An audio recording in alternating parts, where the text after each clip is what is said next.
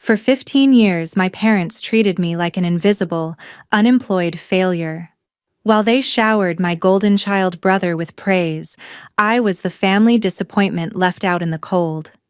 But everything changed on a rainy Tuesday evening when my phone buzzed with an unusual text from my elderly grandmother. It looked like an innocent, jumbled recipe for her famous apple pie, but my heart stopped. It was the secret distress code she and I had established years ago, a coded plea for help. My parents thought I was a struggling nobody who couldn't even afford groceries. They had no idea what I truly did for a living, or the kind of power I actually wielded. Exactly 30 minutes later, the tires of my car screeched into their driveway. My parents smiled mockingly when I walked up to the porch, until they looked past my shoulder and saw the two police cruisers pulling up right behind me. My name is Emma, and I am 31 years old.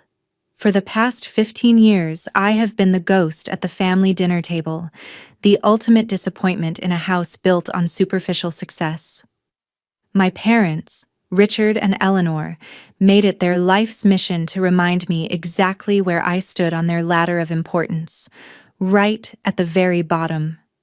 To them, I was just a struggling, unemployed freelancer who barely scraped by in a cramped, noisy apartment. They looked down on me with a mixture of pity and disgust, constantly offering patronizing advice on how I should fix my broken life. But their true adoration was reserved for my brother, Julian. Julian was the golden child, a flashy corporate consultant who drove a brand-new German sports car and wore custom-tailored suits.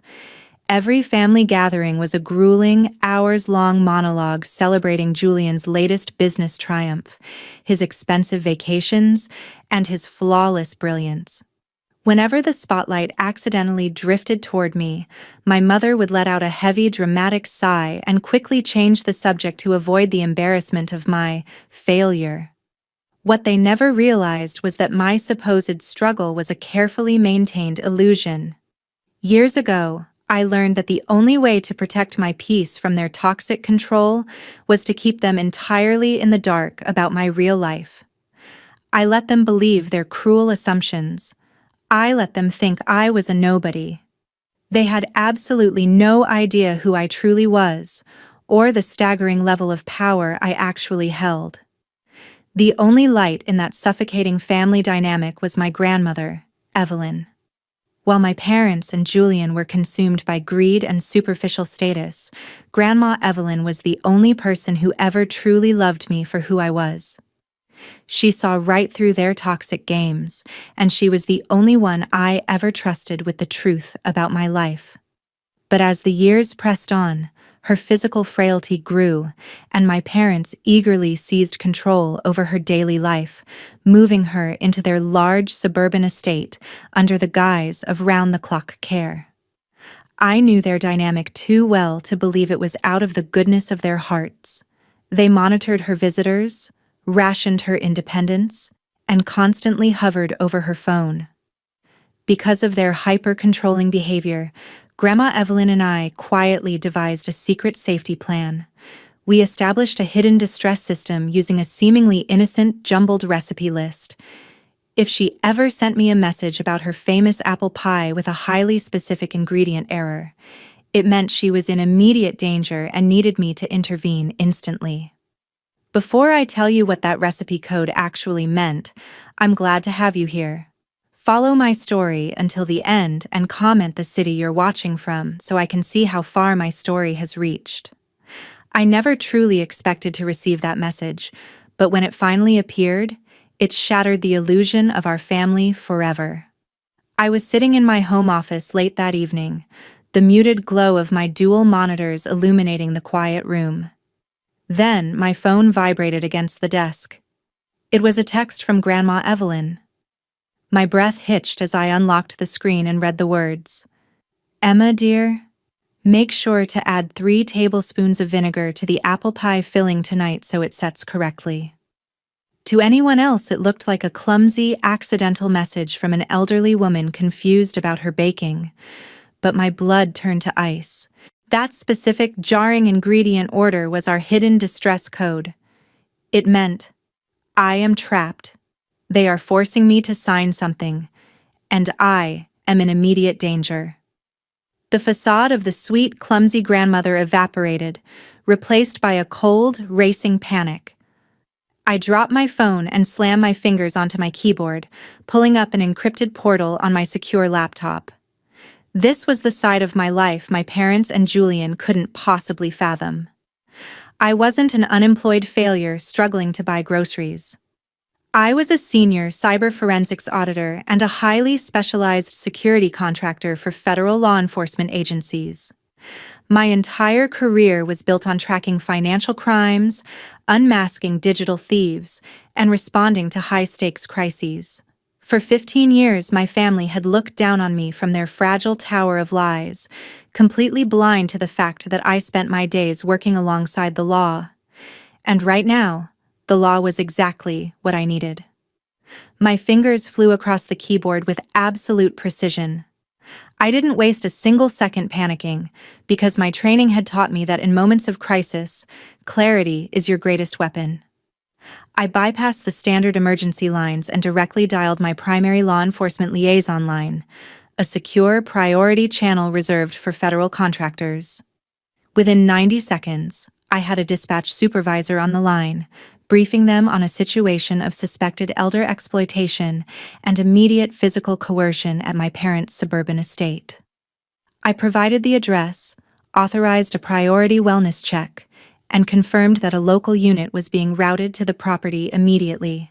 With the police en route, I grabbed my coat, snatched my encrypted government-contracted tablet off the desk, and sprinted out to my car. The drive to my parents' house normally took 45 minutes, but tonight, adrenaline carried me through the dark, rain-slicked streets in record time.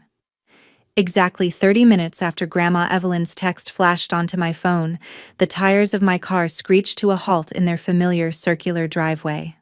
I marched up the front steps, my heart hammering against my ribs, and knocked heavily on the massive oak door. It swung open almost immediately, revealing my mother, Eleanor. She stood there in her expensive silk blouse, holding a glass of wine, her face instantly twisting into a patronizing, mocking smirk. "Emma, what on earth are you doing here at this hour?" she asked, her voice dripping with condescension. "Don't tell me you're here to ask your father for another handout to cover your rent." But before she could finish her cruel sentence, the headlights of 2 police cruisers cut through the dark, pulling up right behind me. The smug smirk vanished from my mother's face as the flashing red and blue lights illuminated the front porch. I didn't say a single word to her. I simply stepped past her into the grand entryway, with the 2 uniform officers following closely at my heels.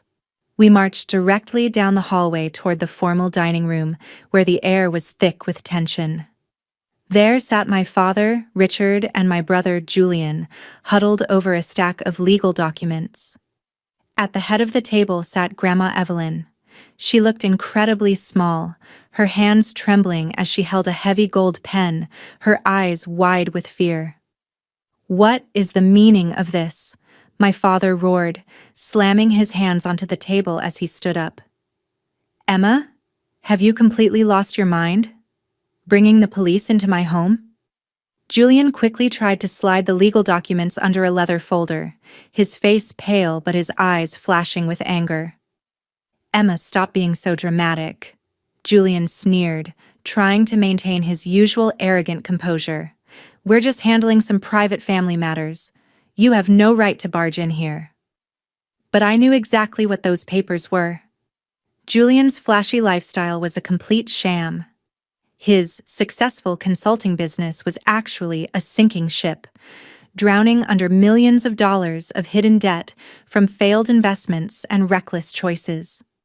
To save his own skin from bankruptcy and impending ruin, he and my parents were attempting to force Grandma Evelyn to sign over the deeds to her entire life savings and her private properties.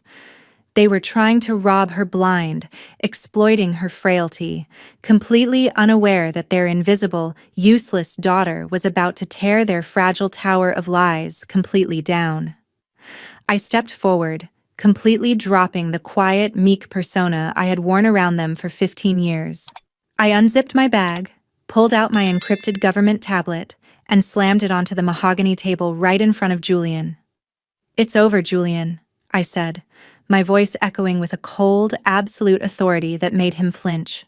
My father stepped in front of his golden boy, shaking with rage.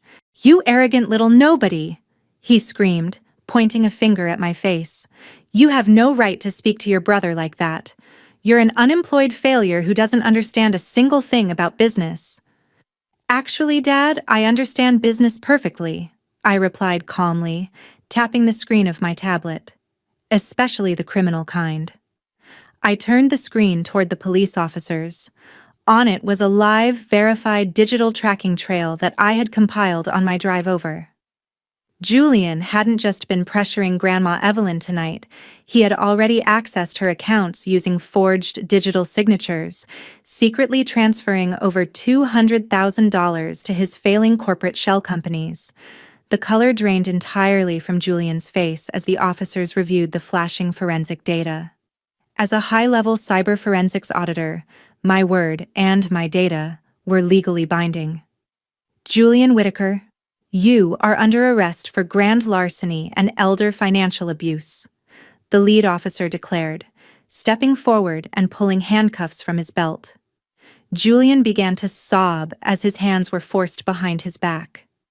My mother gasped, clutching her chest, while my father stared at me in absolute horror, finally realizing that the daughter they had spent 15 years treating as useless was the one who held all the power. 3 months later, the dust had finally settled on the ruins of my family. Julian pleaded guilty to grand larceny and elder financial abuse, receiving a significant prison sentence. My parents, exposed as co-conspirators, were forced to liquidate their own assets and their massive suburban estate just to cover their soaring legal debts and restitution fees. They were left with absolutely nothing, trapped in the very poverty they had mocked me for enduring. Meanwhile, I used my actual resources to move Grandma Evelyn into a gorgeous, highly secure luxury estate overlooking the water, where she is finally safe, happy, and surrounded by genuine care. What would you do if you discovered your own family doing something like this? Have you ever had to stand up to people who underestimated you for years? Comment below. And meanwhile, I'm leaving on the final screen 2 other stories that are channel favorites, and they will definitely surprise you.